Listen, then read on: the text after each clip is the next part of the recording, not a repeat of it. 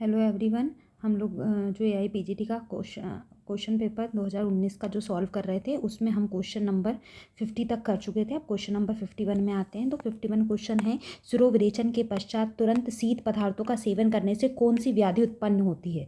तो जैसे आपने शिरोविरेचन कराया, उसके बाद आपने शीत पदार्थों का सेवन किया, तो यूजुअली भी हम लोग कहते हैं कि कान पक जाता है ना। कान पाक हम यूजुअली भाषा में बोलते हैं, तो इसका आंसर हो जाएगा कर्णपाक। ठीक है, नेक्स्ट पे आते हैं। नेक्स्ट क्वेश्चन पे आइए।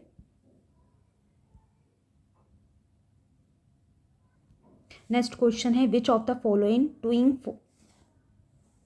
Tuning fork test is done for confirm the otospongiosis. तो ऑटोस्पोंजियोसिस पे जो ट्यूनिंग फोक टेस्ट होता है वो निम्नलिखित में से कौन सी ट्यूनिंग फोक से किया जाता है ना। तो किसके लिए किया जाता है वो गिलीस टेस्ट। ठीक है, इसका आंसर क्या हो जाएगा, गैलीस टेस्ट जो रहता है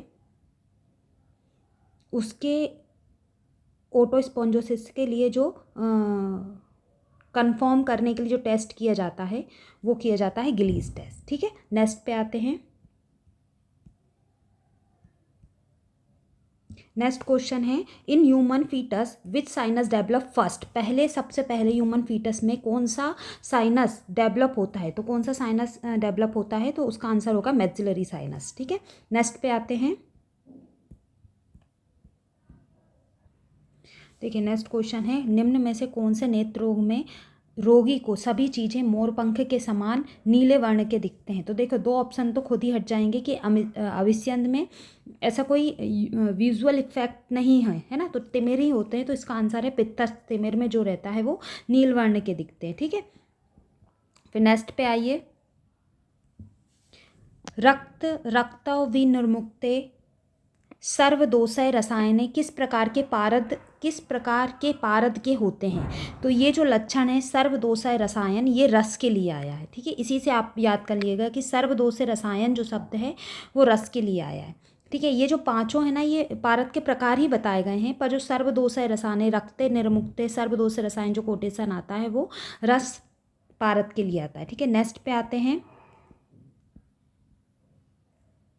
देखिए, ये बहुत कॉमन क्वेश्चन है और बहुत जगह ये क्वेश्चन पूछा गया है। Drug and cosmetic act 1945। सबसे पहले तो आपको ये भी याद रखना है, 1945 में ड्रग कॉस्मेटिक रूल आए थे। इसमें किस शेड्यूल में विष द्रव्यों को रखा गया है। तो सिंपल याद करिएगा कि हम ये जो है ड्रग और कॉस्मेटिक एक्ट में यदि हम विष मिला देंगे तो क्या होता है, उससे अपनी अर्निंग बढ़ जाएगी। इस टाइप से याद करिएगा, है ना। किसी भी चीज़ में हम मिलावट क्यों करते हैं, अर्निंग बनाने के लिए। तो E1। ठीक है, तो शेड्यूल ई में जो है वो विष द्रव्यों को रखा गया है। ठीक है, फिर आता है, नेक्स्ट में आते हैं। रस तरंगिणी के अनुसार अभ्रक भस्म के अमृतीकरण के लिए किस क्वाथ का प्रयोग किया गया है। तो किस क्वाथ का प्रयोग किया गया है अमृतीकरण के लिए, त्रिफला क्वाथ। अभ्रक भस्म के अमृतीकरण के लिए त्रिफला क्वाथ का प्रयोग किया है रस तरंगिणी ने, है ना। नेक्स्ट पे आते हैं।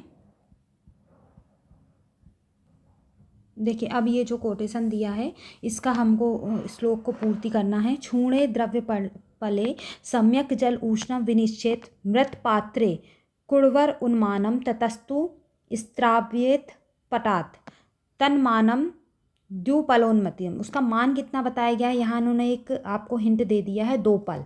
तो देखिए, किसका 2 पल मान होता है, एक तो फांट का होता है और शीत का होता है, कल्क का तो नहीं होता। यूज का भी 2 पल मान नहीं बताएगा। तो ये तो अपन को समझ आ गया कि बी और सी में से एक है। तो देखिए, सबसे पहले फांट और हिम में कैसे, तो देखिए इसमें क्या रहा है, उष्ण जल निधि से। तो गर्म क्या किया जाता है, फांट ही किया जाता है। इसको तो हिम को तो आप रात भर रखोगे। तो सिंपल इसका आंसर क्या होता है, तस्य चूर्ण द्रव्यम फांटा। ठीक है, नेक्स्ट पे देखिए, नेक्स्ट वाला क्वेश्चन नंबर 59 पे आ गए। नेक्स्ट क्वेश्चन है, अष्टांग हृदय के अनुसार अम्ल वर्ग में किस धातु को सम्मिलित किया गया है। ये भी क्वेश्चन बहुत बार आया है। इसका आंसर है रजत।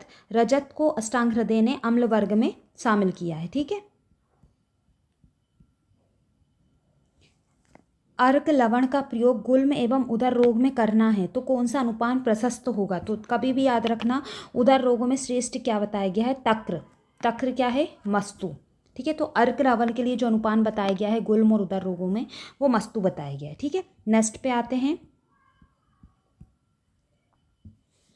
सुश्रुत के अनुसार तृतीय विश्ववेग की चिकित्सा में कौन सा उपक्रम बताया गया है? तो सिंपल याद किया था हम लोगों ने, त्रिनेत्र करके याद किया था, है ना, 3 नेत्र। तो नश्य और अंजन, है ना, वमन विरेचन तो पहले में आएगा, आस्था अनुपासन सब बाद में आएगा, रक्तमोक्षण लास्ट में आता है। तो नश्य और रंजन जो है वो 3 नेत्र होते हैं। तो तृतीय वेग में क्या करना है, नश्य और रंजन का विधान बताया गया है। फिर नेक्स्ट आता, एक रोगी चिकित्सक की गंभीर लापरवाही से मर जाता है। यह आपराधिक लापरवाही किस आईपीसी धारा में आएगी? तो जो गैर जिम्मेदाराना चिकित्सा है उसकी जो धारा है वो 304A है। ठीक है, ए और बी में कन्फ्यूज़न होता है तो ए, ठीक है, ए लिस्टेड क्राइम होता है ये, इस टाइप से आप याद कर सकते हैं। फिर अगले क्वेश्चन पे, अष्टांग संग्रह के अनुसार गर्भस्थ की चिकित्सा में कौन सा पथ्य श्रेष्ठकर होता है?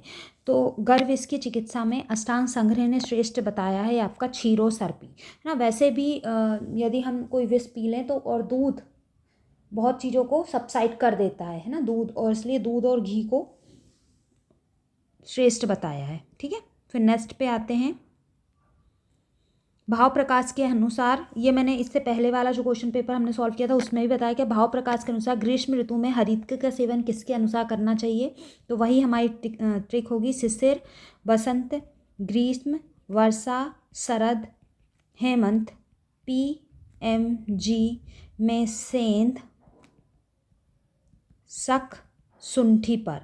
तो ये जो है PMG यानी पीपली, मधु, और ग्रीष्म में आ जाता है गुड़, सेंधा बजाएगा वर्षा ऋतु में, शक्कर शरद ऋतु में, हेमंत ऋतु में शुंठी। तो इसका आंसर क्या बन जाएगा?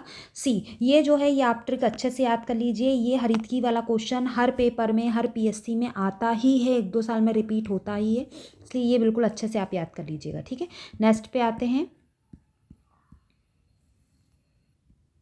तो देखिए, हठ योग प्रदीपिका के अनुसार मित आहार का अर्थ है स्निग्ध मधुर आहार का अमाशय का 1/4 भाग, स्निग्ध मधुर आहार का अमाशय का 1/3 भाग, रूक्ष लघु मधुर आहार का अमाशय का 1/4, या रूक्ष लघु मधुर आहार का अमाशय का 1/3 भाग रिक्त छोड़ना। तो देखिए, वैसे भी हम लोगों में या तो 3 पाठ करे हैं अष्टांग संग्रह ने, और 4 पाठ करे हैं शायद आपके चरक ने, है ना। तो इसका जो हठयोग प्रदीपिका वाला आंसर है वो बनेगा आपका, इन्होंने मधुर स्निग्ध आहार का अमाशय का 1/4 भाग बताया है। ठीक है, नेक्स्ट पे आते हैं।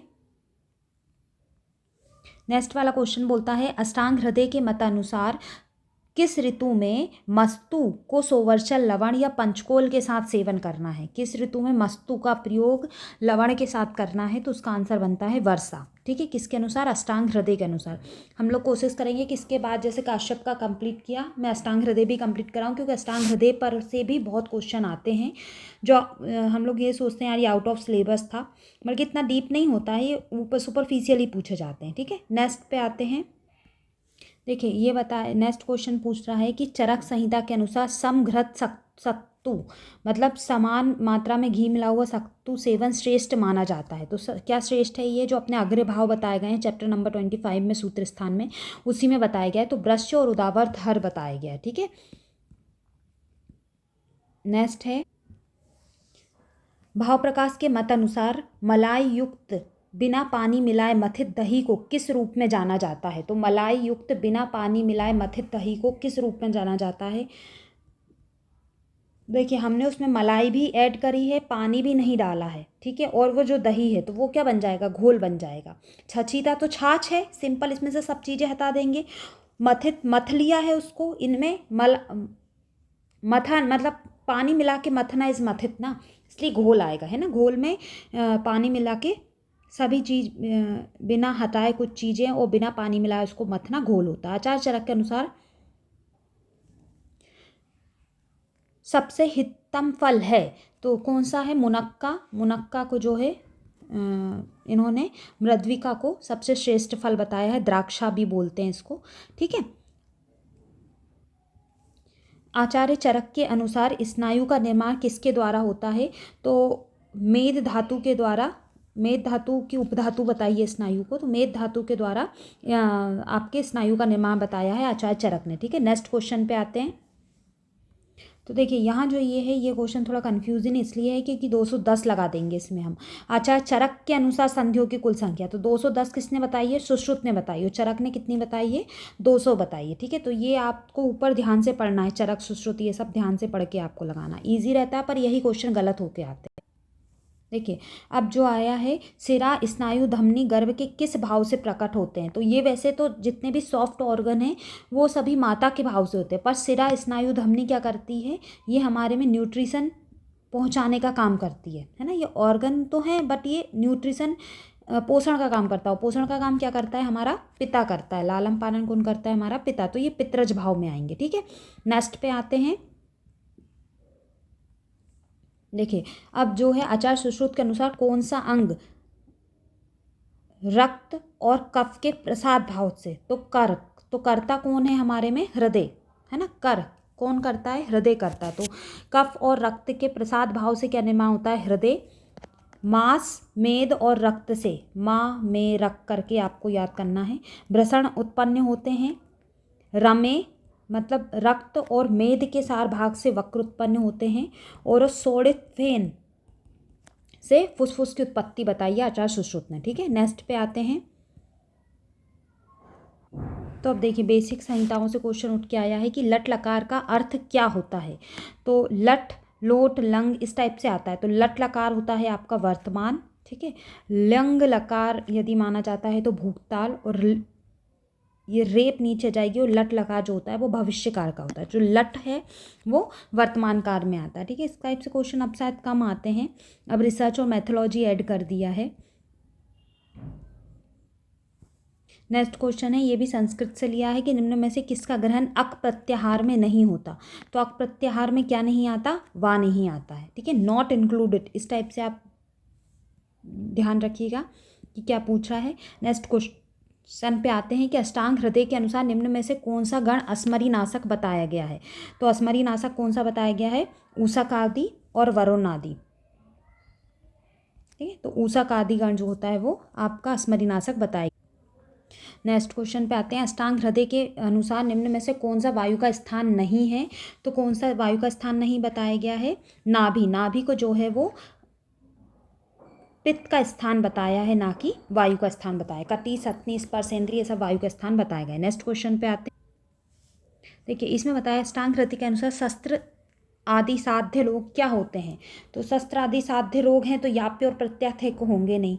तो ये क्या होते हैं? यदि शस्त्र से साध्य है तो वो कृच्छ साध्य रोग में आते गए। ठीक है, अष्टांग हृदय के अनुसार। नेक्स्ट पे आते हैं।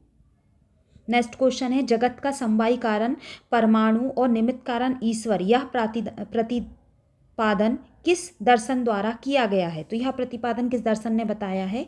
न्याय दर्शन ने बोला है कि जगत का जो समवायी कारण वो परमाणु है और निमित्त कारण क्या है? ईश्वर है। ठीक है, नेक्स्ट क्वेश्चन। देखिए नेक्स्ट क्वेश्चन है आपका, नेक्स्ट क्वेश्चन पे आते हैं कि बागभट्ट के मत अनुसार अर्स यंत्र के समान कौन सा यंत्र होता है? तो अर्सो भगंदर यंत्र ही बोलते हैं ना, अर्सो भगंदर यंत्र। तो क्या आंसर आ जाएगा? भगंदर यंत्र। बागभट्ट के बहुत क्वेश्चन आए, ये भी आप देख ही रहे हैं। नेक्स्ट क्वेश्चन पे देखिए, जिस मनुष्य की अस्थियां दुर्बल और लघु हो जाती हैं वे वातिक विकार से पीड़ित रहते हैं, वह कौन से धातु के क्षय के कारण होता है? तो अस्थि दुर्बल और लघु हो रही हैं और वात विकार है, तो तत्त वात रोग ने मज्जा क्षय के लक्षण बताया है, तो ये मज्जा क्षय आंसर है। ठीक है, नेक्स्ट क्वेश्चन देखिए, ये क्वेश्चन क्या कह रहा है कि जो मनुष्य महोत्साही, क्रियावंता, क्लेश सहा, सार, स्थिर शरीर और आयुष्मान है वे किस सार के होते हैं? तो देखिए, महोत्साही बहुत उत्साह भी हो जाएगा, क्रिया युक्त हो जाएगा, क्लेश को सहन करेगा, सार युक्त हो जाएगा। तो ये सब क्या अच्छे होने के लक्षण हो रहे हैं आपके? वात। और वात का स्थान क्या है? अस्थि। तो इसका आंसर क्या हो जाएगा? अस्थि सार पुरुष। ठीक है, थोड़ा लॉजिक लगाएंगे आपको वहीं आंसर मिल जाता है। फिर देखिए नेक्स्ट क्वेश्चन है आपका, पित्त जो त्वचा में स्थित रहता है, त्वचा को चमक देता है, अनेक प्रकार के अनुपयोगों जैसे अभ्यंग परिसेक का पाचन होता है, उस पित्त को भ्राजक पित्त कहते हैं। सभी को पता है भ्राजक पित्त आपके त्वचा में निवास करता है। नेक्स्ट क्वेश्चन पे आते हैं, चरक उपसंस्कार टीका के रचनाकार कौन है? तो चरक का उपसंस्कार करा मतलब उसमें कुछ ऐड किया, तो क्या है? योग। योग किया तो योगेंद्र नाथ सेन इसका आंसर जाएगा। ठीक है, नेक्स्ट नेक्स्ट क्वेश्चन पे आते हैं। आचार्य चरक के अनुसार निम्न में से कौन सा लक्षण व्यायाम का नहीं है? व्यायाम का लक्षण नहीं है। स्वेदागमन है, श्वास वृद्धि होती है, गात्रों में लघुता होती है, विराम झुकना नहीं होता, इसका मतलब होता है शरीर का झुक जाना। तो विराम से तो इवन व्यायाम से तो सीधा होता है ना शरीर, तो विराम इसका आंसर होगा। नेक्स्ट क्वेश्चन, कौन सा पित्तज में का भेद है? उदक में है, ये कफज में है, शुक्ल में है, कफज में है, सांद्र में है, कफज में है, लोहित है ना, नील लोहित यही है पित्तज में।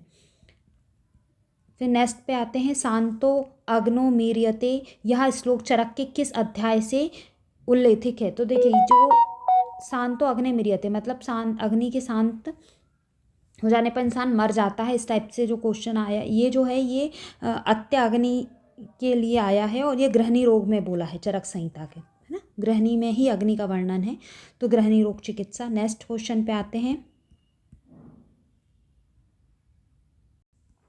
देखिए नेक्स्ट क्वेश्चन है कि चरक के अनुसार निम्न में से किसका निरंतर सेवन नहीं करना चाहिए? चरक के अनुसार निम्न में से किसका निरंतर सेवन नहीं करना है? तो किसका निरंतर सेवन नहीं करना?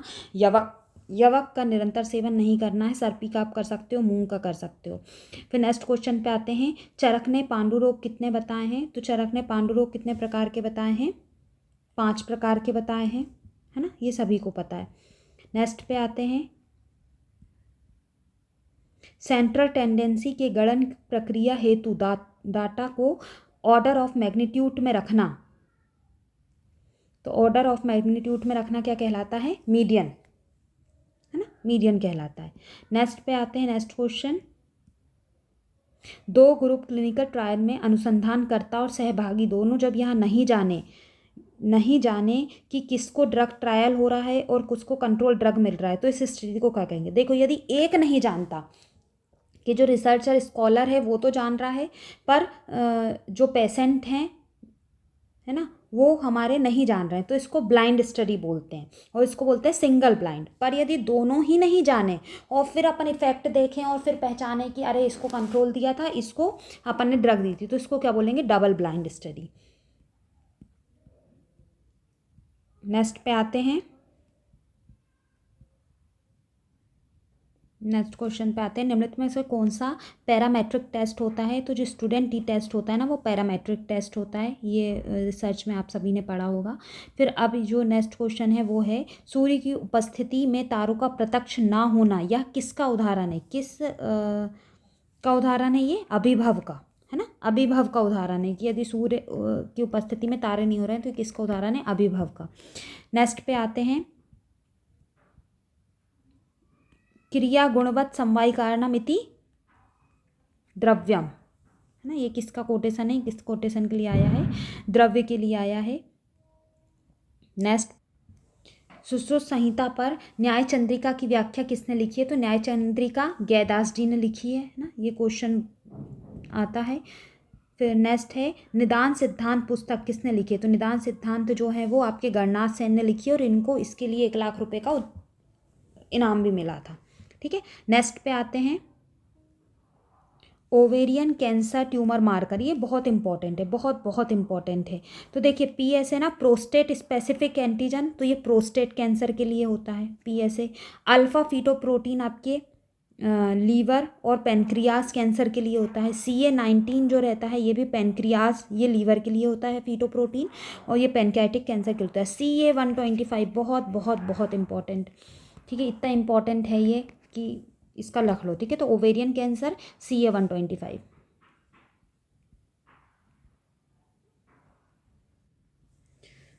देखिए अब नेक्स्ट है, चरक के मत अनुसार रिक्त स्थान की पूर्ति करना है। रसाजनाम विकारानाम सर्व लंघनम औषधम, ये तो पूरा जगत विदित है। नेक्स्ट पे आते हैं। चरक के मत अनुसार महादोष मर्म स्थान में उत्पन्न व्याधि का उपक्रम श्रेष्ठ है। महादोष है, मर्म स्थान है, तो लंघन नहीं कराएंगे, महादोष तो मिटेगा ही नहीं। स्तंभन भी नहीं कराएंगे क्योंकि दोष ज़्यादा हैं, स्तंभन में तो वहीं रुके रहेंगे। ब्रहण तो और ही नहीं करा सकते, तो एक ही आंसर बचता है, इसका आंसर क्या हो जाएगा? रुक्षण। नेक्स्ट पे आते हैं। लास्ट है ये, चरक संहिता के अनुसार शीतोपलाधि चूर्ण का किस चैप्टर में वर्णन मिलता है? आई थिंक बहुत इजी है, राजक्षमा में वर्णन मिलता है। तो यहाँ हमारा 2019 का पेपर पूरा सॉल्व होता है। आगे के पेपर के लिए आप चैनल पर बने रहिए। वीडियो को लाइक करें, शेयर करें, सब्सक्राइब करें। Thank you.